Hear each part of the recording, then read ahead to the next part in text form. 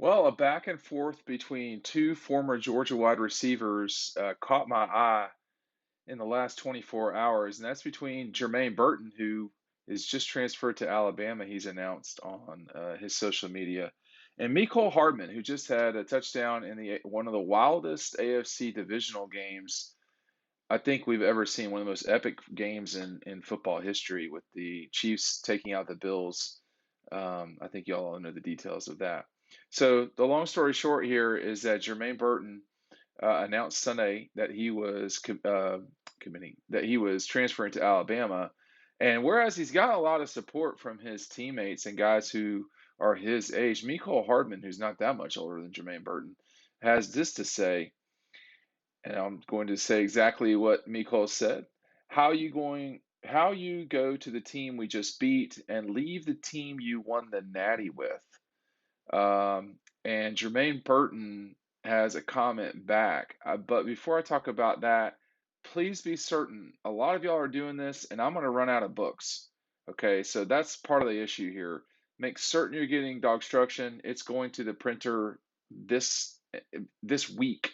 So if you're not in on it now, it's going to be a little bit longer until I can get them to you. Make certain you're clicking Dogstruction down below to read some of the stories about the 2021 season and see all those images.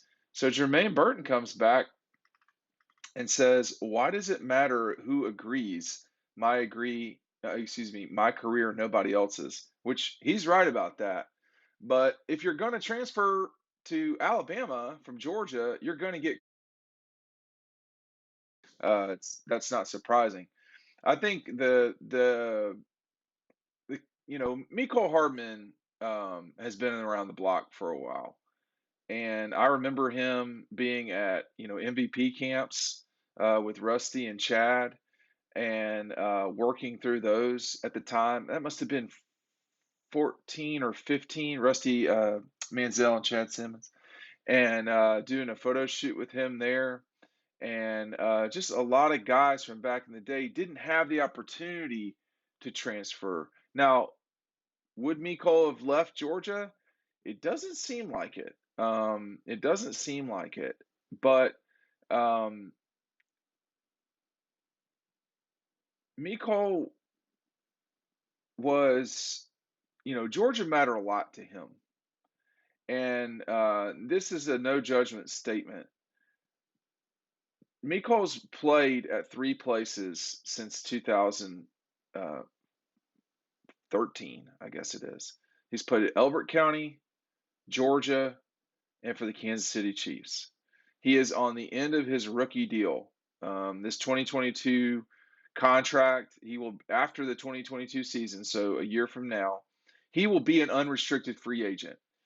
I would be pretty floored, and it might happen if the Chiefs allow him to get to free agency. I don't think that's going to happen. He's a part of their speed demon group, and Mecole has been a value for the Chiefs over these last few years. I mean, he came in, won the Super Bowl with them. He's been an important part of their offense, their special teams, etc. He scored a touchdown against the Bills, on a run, no less. But I don't think the Chiefs are going to let him go. Um, but that'll be something that they'll have to negotiate and get done. They're not going to be paying him $4 million. I know that much. I mean, Mecole's deal is going to change a little bit here in the near future. I mean, he's actually, the second contract is always the big contract, and so far, Mecole, according to Sport Track, who has a pretty good handle on this thing, his total, golly, they have gotten a deal for Mecole Hardman. He signed a 4-year, 5 million, just under $5 million contract. Um, that was with the Chiefs. Um, yeah, that's nuts. But anyway, there's some guaranteed money in there too. So I don't want to make it seem like Mecole's making less than he really has. But I can assure you, he will not be making $4 million a year, or excuse me, 4 million over a 5-year contract in his next contract. He will be substantial earning here soon. But anyway, Mecole has been at three places, in a matter of, let's just say since 2015. So he was at Elbert in 15, Georgia at 16, 17, and 18. Then he went to the Chiefs in 19 and won the Super Bowl soon thereafter. Jermaine Burton's been to 6 schools in 7 years, I think it is. So it's just a different approach. Okay. Now, Georgia fans are, of course, going to take Mecole's side. I mean, the guy's a Georgia legend. But, Jermaine has consistently maintained that this is not about anybody else but his future and what he's doing for his family, and as he keeps referencing his mother.